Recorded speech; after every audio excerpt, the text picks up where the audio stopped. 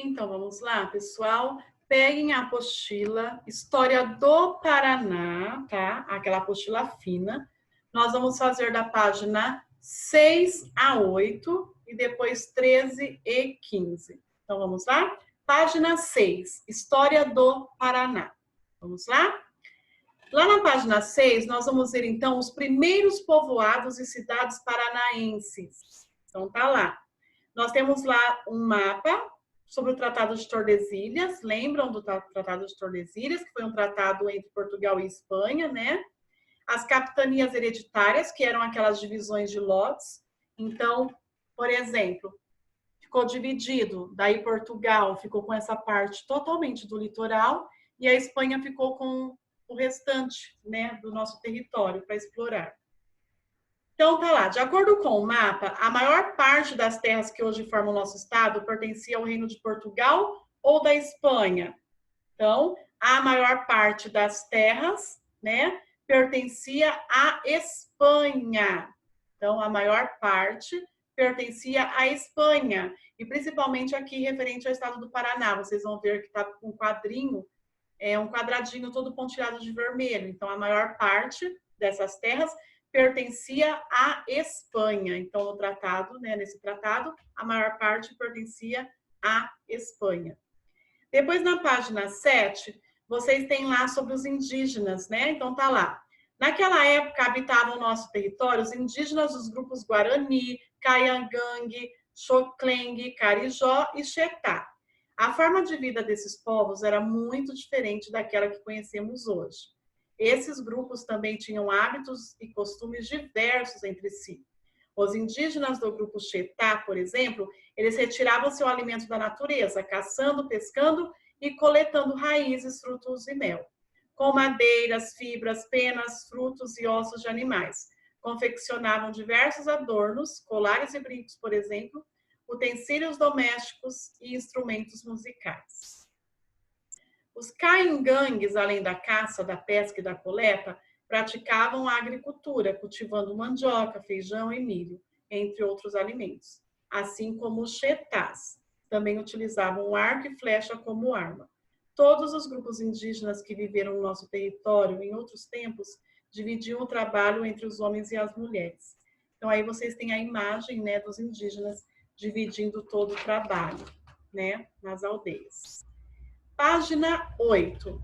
Você conheceu um pouco sobre como os antigos habitantes dessas terras organizavam o espaço onde viviam. Quais diferenças existem entre o local de moradia dos indígenas que aqui viviam por volta de 1550 e o seu? Então, vamos lá. Vocês vão escrever aí, a professora vai editar, tá? Caso vocês se percam, pausem o vídeo para escrever, tá, pessoal? Então, vamos lá. No local onde eu moro, né, onde nós moramos, existem ruas, casas e prédios. Nós não plantamos os alimentos que comemos, pois compramos no mercado.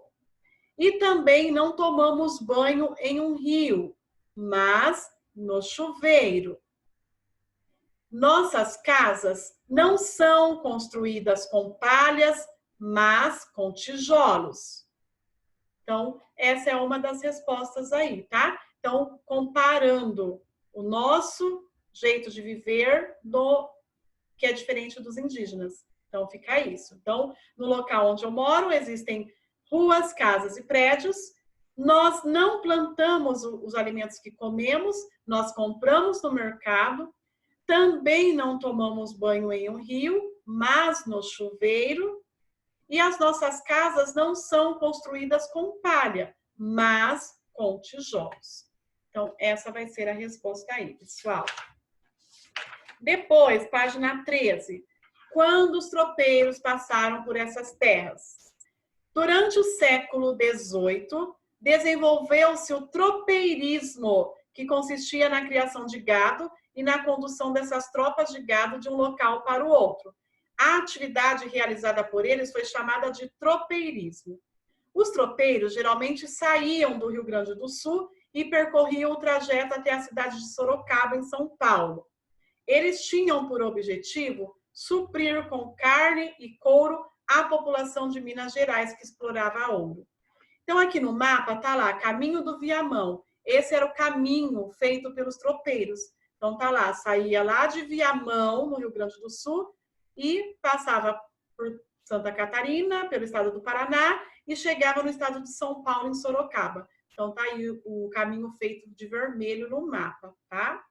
Então, conforme o mapa, os tropeiros passavam por quais povoados? Então, vamos lá. Vamos escrever. Então, Viamão, povoados de Viamão.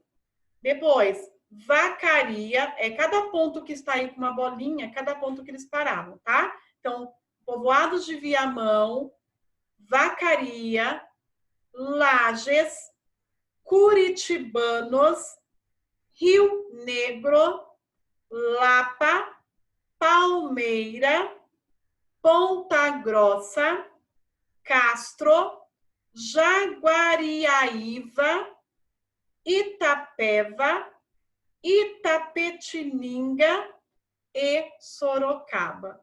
Então, vocês vão acompanhando esse caminho, esse trajeto feito no mapa de vermelho. Cada ponto que está parado numa bolinha, né, um pontinho preto, vocês têm lá um nominho. Então, esses são os nomes dos povoados. Certo? 2. O comércio de gado realizado pelo Caminho do Viamão foi importante para a criação de povoados em nossas terras. Por quê? Então, por que ele foi importante? Porque para realizar esse comércio, os tropeiros precisavam parar em diversos momentos da viagem para descansar, se alimentar e tratar dos animais.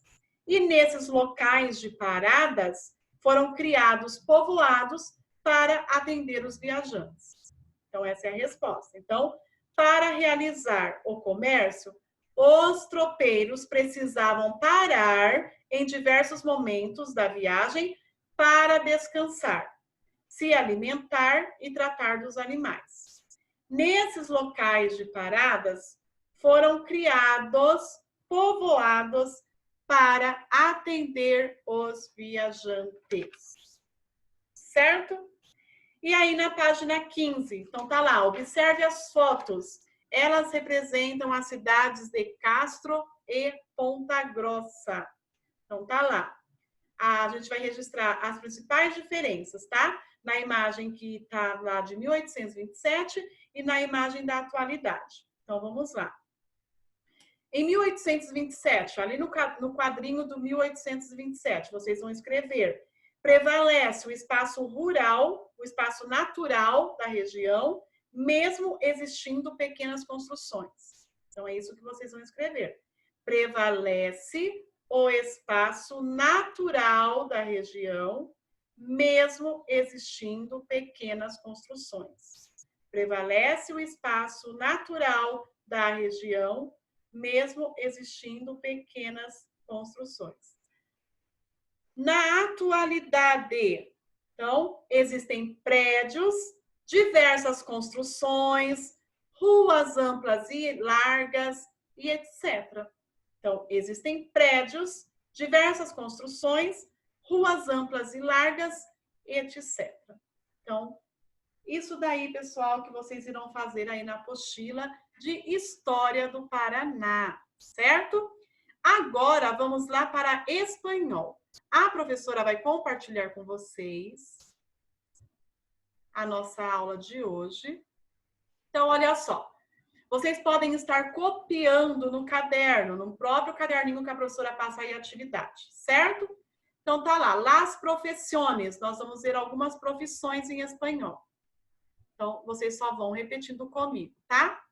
Então, eu vou falar só em espanhol, tá, pessoal? E aqui na frente vocês já têm a tradução escrita em português, ok? Então, do lado esquerdo está as profissões em espanhol e do lado direito as profissões em português, tá?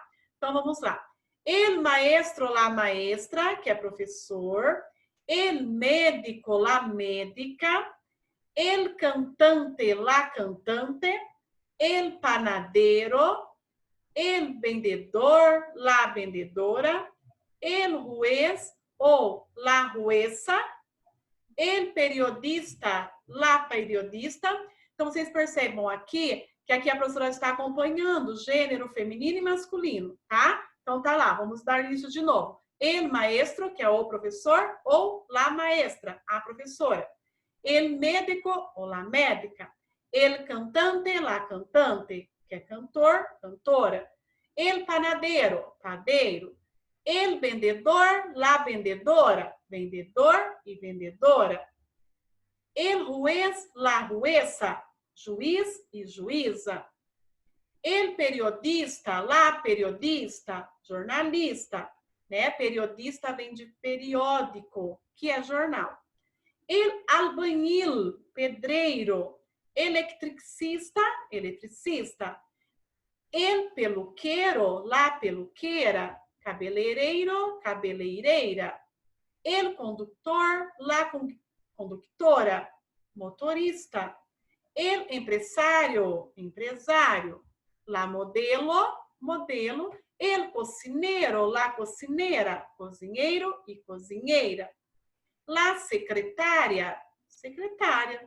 E la recepcionista, recepcionista. El engenheiro, engenheiro. El camarero, atendente, né?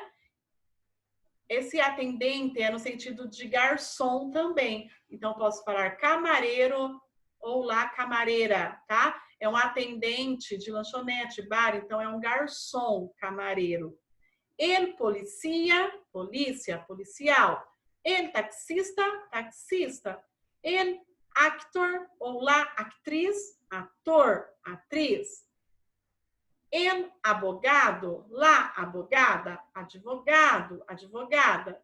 El estudiante, la estudiante, estudante. El fontaneiro, encanador. El bombeiro ou la bombeira, bombeiro. El carniceiro, açougueiro. El mecânico, mecânico. De novo apareceu aqui, né, lá a secretária. Ok? Aqui a professora acabou se tornando igual. E aí vem as perguntas. Como perguntar las informações? Profissões de alguém. Então, como que eu pergunto a profissão de alguém? Então, tá lá, eu posso perguntar, a que se dedica você? Então, o que você faz? O que o senhor faz? Qual é sua profissão? Qual é a sua profissão? Ou, que hace? O que você faz? Em que trabalha? No que o senhor trabalha? A que te dedicas? O que você faz? Qual é sua profissão? Qual é a sua profissão? Que haces tu? O que faz você? E em que trabalhas? Então, eu posso utilizar esses termos, tá? Para estar perguntando. Então, aqui, pessoal, vocês podem copiar todo esse quadro. Vocês podem pausar o vídeo, tá? Principalmente aqui. Então, olha só. Aí que a professora repetiu ali, a professora já vai apagar. Então, não tem necessidade de vocês copiarem tudo, ok? Então, vocês podem copiar. El maestro, la maestra.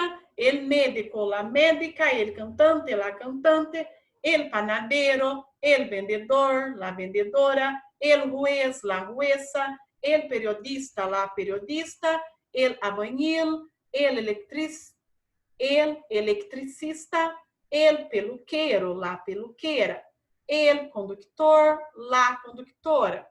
El empresário, la modelo. El cocinero, la cocinera.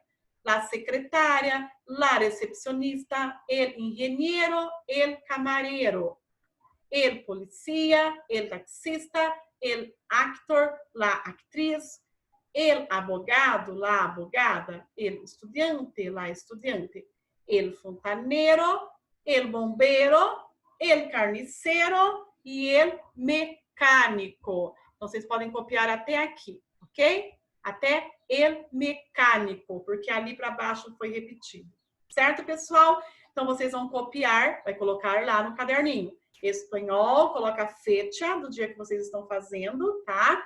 Las profissões. E coloquem em espanhol e a tradução em português. Ok, pessoal? Então, caprichem, hein? Aí vocês vão fazer essa lista de profissões, las profissões em espanhol.